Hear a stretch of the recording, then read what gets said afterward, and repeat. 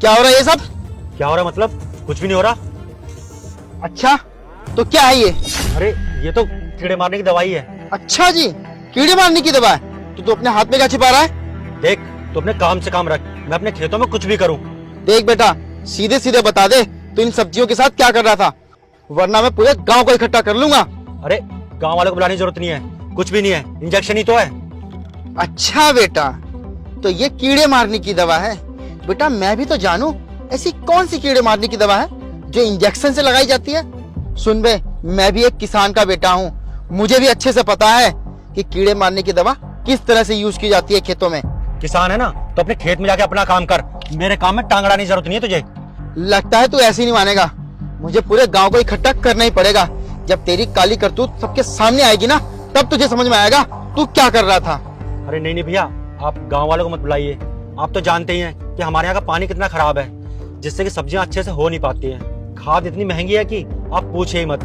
और सब्जी लेके जब मंडी में जाओ तो सब्जियों का रेट कौड़ियों का भाव मिलता है। तो बताइए अब हम करें तो क्या करें? अब आप ही बताइए भैया, अब इतनी महंगाई के जमाने में अगर हम किसान ये तरीका ना अपनाए तो हमारा घर परिवार कैसे चलेगा? एक बात कहूं भैया, आपने इस दवाई से अपना तो फायदा देख लिया, पर कितने लोगों की जान चली जाती है, कभी सोचा आपने? अरे भैया, आप भी कैसी बातें कर रहे हैं? इस दवाई से भी किसी की जान जा सकती है भला? और आप तो ऐसे बोल रहे हैं जैसे आपके परिवार में से जैसे कोई चला गया हो। जा सकती है।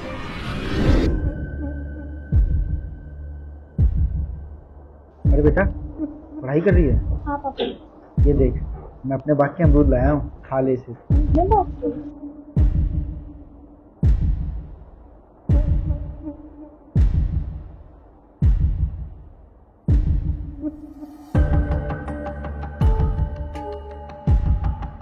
गुड़िया, अरे क्या होता जी? गुड़िया आंखें खोल, गुड़िया, गुड़िया। डॉक्टर साहब, मैं अंदर आ जाऊं? कम इन। डॉक्टर साहब, हमारी बिटिया कैसी है? आई एम सॉरी, हम आपकी बेटी को नहीं बचा पाए। क्या? ये क्या कर रही हैं? फूड पॉइजनिंग की वजह से अचानक से आपकी बेटी की तबीयत खराब हो गई। अगर आप उनको सही वक्त पे ले आते तो क्या पता हम उनको बचा पाते।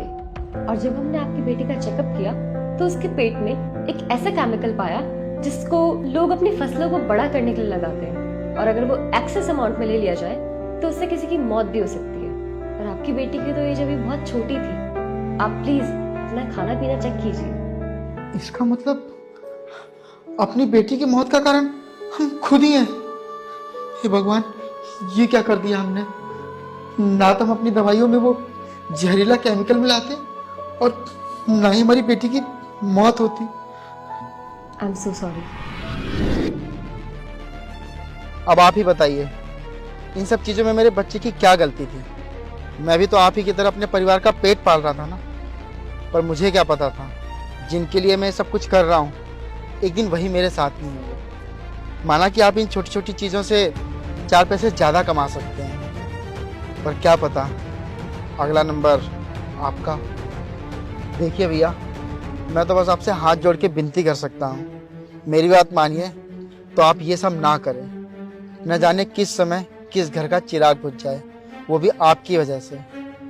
क्या आप अपने आप को कभी माफ़ कर पाएंगे जब आपको ये पता लगेगा कि आपकी इन सब्जियों से किसी के घर का दीपक बुझ गया?